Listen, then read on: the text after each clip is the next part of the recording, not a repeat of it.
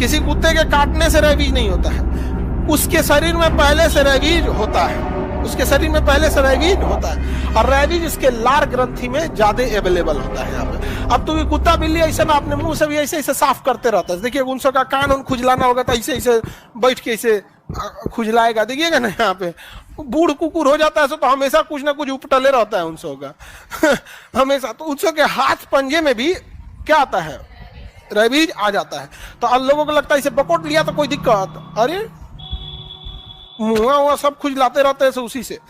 तो ये वह रेबीज वायरस से फैलता। रेबीज वायरस जैसे आपको काटेगा ना आपके शरीर में घुस जाएगा, और ये धीरे धीरे 1 हफ्ते में अपनी संख्या बढ़ा लेगा, और ये आपके नस के माध्यम से प्रवेश करेगा। और जैसे नस के माध्यम से प्रवेश करेगा ना, तो इसे पतली नसों में रहना पसंद है, तो सीधे कहाँ चला जाएगा, ब्रेन में। और ब्रेन में कहेगा कि कितना अच्छा नस है यहाँ पे, एकदम पातर पातर, कोनो भीड़ भाड़ नहीं है। इधर उधर के नस में तो ऐसे हड़हड़ा के पानी जा रहा था, हड़हड़ा के यहाँ पे इतना अच्छा नस है, ए अब हो इधर हो जा, सब कब्जिया लेगा सब ब्रेन में। अब ब्रेन कब्जा लेगा, अब आपको हो गया, अब आपको लक्षण दिखेगा, अंधेरे से डर लगेगा, ब्रेन का नसों को काटने लगेंगे सब, वहां पे कुत्ता जैसा भौंकने लगेंगे, पानी से आपको इतना डर लगेगा जिसका कोई हद नहीं, कोई हवा चलाने लगेगा, हवा से डर लगने लगेगा। मतलब 15 दिन के टाइम पे इतनी भयानक मौत मरिएगा, इतनी भयानक की कोई हद नहीं। कहावत कहा जाता है कुत्ते की मौत मरेगा, कहावत है कि घसीट के कुत्ते की मौत मरेगा। समझ में आ गया? कुत्ता मर जाता है सब, कुत्ता के अंदर रेबीज होता है, बट वो कंट्रोल्ड अवस्था में है, वो उसके लिए हैबिचुअल है। और वो रेबीज अगर बहुत ज्यादा उसमें फैल गया तो कुत्ता भी मर जाता है। रेबीज जब कुत्ते पे अटैक कर देता है ज्यादा लेवल पर उसके ब्रेन को, तो कहते हैं लोग कुत्ता पागल हो गया है। तो कुत्ता कैसे पागल हो जाता है? क्या कुत्ता को टेंशन थोड़े है कि पगला जाएगा, वहां पे टेंशन से कुत्ता थोड़ी पागल होता है। वो रेबीज वगैरह उसका अटैक होता है रेबीज का, तो क्या हो जाता है, पागल हो जाएगा। तो इसका इंजेक्शन लगाना जरूरी है। जैसे कुत्ता काटे सबसे पहले उस एरिया को अच्छा से धुलिए, और वहां पे साबुन से धुलिए, और साबुन को 2-4 मिनट वहां छोड़ दीजिए। समझ गया? साबुन की खासियत क्या होती है कि डिटर्जेंट जो होता है वो कितना भी खतरनाक बैक्टीरिया और वायरस हो, उसकी बाहरी खबर को, उसकी कोशिका भित्तियों को फाड़ देता है। कोशिका भित्ति फाड़ दिया, माइटोकॉन्ड्रिया एंटेन सब बाहर चला गया, मर गया वहां पे। तो साबुन ही नहीं गया, ऐसे ऐसे धोए चल दिए। ठंडिया के दिन में तो अंगुरिया धो के चलाता है सर। ऐसे साबुन बढ़िया से धो और थोड़ी देर तक उसको लगा के छोड़ दो। थोड़ी देर तक लगा क्या करो, छोड़ दो, उसके बाद धुल दो। टेडबैक का इंजेक्शन ले लो और चले जाओ चुपचाप डॉक्टर के पास, और रेबीज का इंजेक्शन ले लो। समझ में आ गया? चुपचाप ले लो। रीजन क्या है कि सपोज जो कुत्ते ने आपको काटा है उसको रेबीज नहीं था, सपोज उसको रेबीज नहीं था, और आप इंजेक्शन ले लिए, तो क्या जाएगा आपका 600-700 रुपये का इंजेक्शन लॉस होगा। यही ना, 1000-1500 कई इंजेक्शन लगते हैं, एगो 600-700 का नहीं आता, एक तो नॉर्मल आता होगा 200-250 का आता, उसके कई साइकिल लगते हैं। तो मान के चलिए आपका 1000-1500 रुपये का फाइनेंशियल लॉस होगा। अब इसका उल्टा सोचिए, अगर उसे रेबीज हो गया होता, पूरी जीवन बर्बाद। और याद रखिएगा, जो इंसान मरता है उसे तकलीफ नहीं होती है, तकलीफ उसे होती है जिसे वो छोड़ गया है। समझ में आया? तुम लोग डर काहे जाती है? भूकंप नहीं है, ऊपर बिल्डिंग बन रहा है।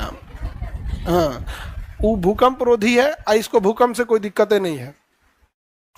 उधर की बिल्डिंग सब कैसी है, भूकंप रोधी। अब आप लोगों से पहले बैच वालों से कहते थे कि भूकंप रोधी है, तो मन भी नहीं करता था। जब बन रहा था तो देखी थी लोग, हाँ 20 फीट नीचे, 20 फीट, और मतलब छत की ढलैया इतनी होती है ना, छत कितना होता है, इतना ही मोटा छत होता है, और ये इसका बेसमेंट इतना मोटा ढाला गया है। भूकंप आएगा तो नीचे झाड़ दे, उस दूसरे हॉल में जाओ। सरकारी हॉस्पिटल में फ्री में मिलता है, हाँ फ्री वगैरह मिलता है। सांप का भी इंजेक्शन सरकारी हॉस्पिटल में फ्री मिल जाता है यहाँ पे, लेकिन अवेलेबल रहना चाहिए। फ्री मिलता है लेकिन रहना भी तो चाहिए। पता चला डॉक्टर नहीं रह पाता है। इंडिया में हॉस्पिटल और एजुकेशन दोनों को सेम विधि से चौपट किया है सर। गांव गांव में हॉस्पिटल डाल देंगे, ना बढ़िया मास्टर वहां जाना चाहता है, ना बढ़िया डॉक्टर जाना चाहता है। दिक्कत क्या होता है कि सरकारी अस्पताल में भैंस बैठ पे सुतल है, और दवाइयां प्राइवेट में बेच देगा, कोई जइबे नहीं करेगा। तो पैसा बर्बाद, सब कुछ बर्बाद। बेटर है कि आप अपने हर प्रखंड में बेहतरीन हॉस्पिटल खोलिए, सुपर स्पेशलिटी हॉस्पिटल, और एम्बुलेंस सिस्टम बढ़िया रखिए। हॉस्पिटल बनाने में से जितना ज्यादा खर्चा आएगा, एम्बुलेंस में कौन खर्चा आने वाला है? उसके तुलना में तो बहुत कम आएगा। एम्बुलेंस रखिए, धड़ाधड़ मरीज को बैठाइए, ले आइए ले आइए ले आइए, इलाज करिए, पहुंचा दीजिए, जाओ। वैसे ही क्या है, एजुकेशन में भी है, हर प्रखंड लेवल पे एकदम बेहतरीन स्कूल हो, भर भर ले आइए, पढ़ा के पहुंचा दीजिए। बस में पकड़ पकड़ ले आइए, अब पढ़ा के छोड़ दीजिए, जाओ। रवि समझ में आ गया? छोटे बच्चों को जब भी कुत्ता काटे तो उन्हें समझाना है कि बाबू शुरुआत में बता दोगे जिस दिन काटा है उसी दिन, तो एक टैबलेट से सही हो जाएगा, नहीं तो इंजेक्शन लेना पड़ेगा। छोटे बच्चों को झूठ बोल के समझाना जरूरी है, क्योंकि वो इंजेक्शन से बहुत डरते हैं, उस डरे बताएगा नहीं, फिर बेचारा मर जाएगा। समझ में आ रहा है? लड़की लोग, लड़का लोग, सब लोग को बचपन में अपना याद कीजिए ना, सुई लगाने के नाम पे एकदम आदमी हदस जाता था, अरे बाप रे बाप। अभी हो तो अब आप लोग अभी बड़ी नहीं न हुई है।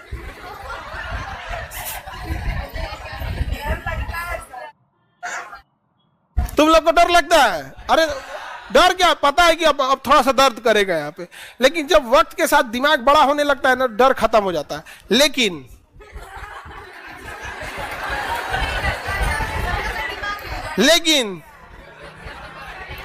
समझ गए बबनी? हाँ, कैसा लगता होगा इसे, खटखट खटखट अंदरवा करता होगा। अरे बड़ बैग में छोट सामान रखो, ठक ठक ठक नहीं करेगा।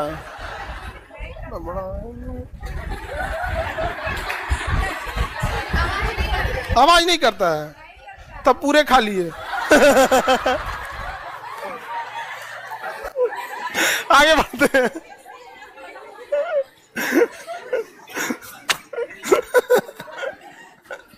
आगे बढ़ते हैं हम लोग। पूरा भरा भी रहेगा तो भी आवाज नहीं करेगा, नहीं समझी? हाँ अच्छा, पूरा भरा हुआ है, हाँ ठीक है, तो आज नहीं करेगा। तब अब क्या भरा है अब कौन जाने। देहात में कहा जाता कि तेरे दिमाग में तो भूसा भरा है। भूसा क्या होता है सर? तो अब तुम्हारे दिमाग में गोबर भरा है। तुम्हें अगर भूसा नहीं पता है तो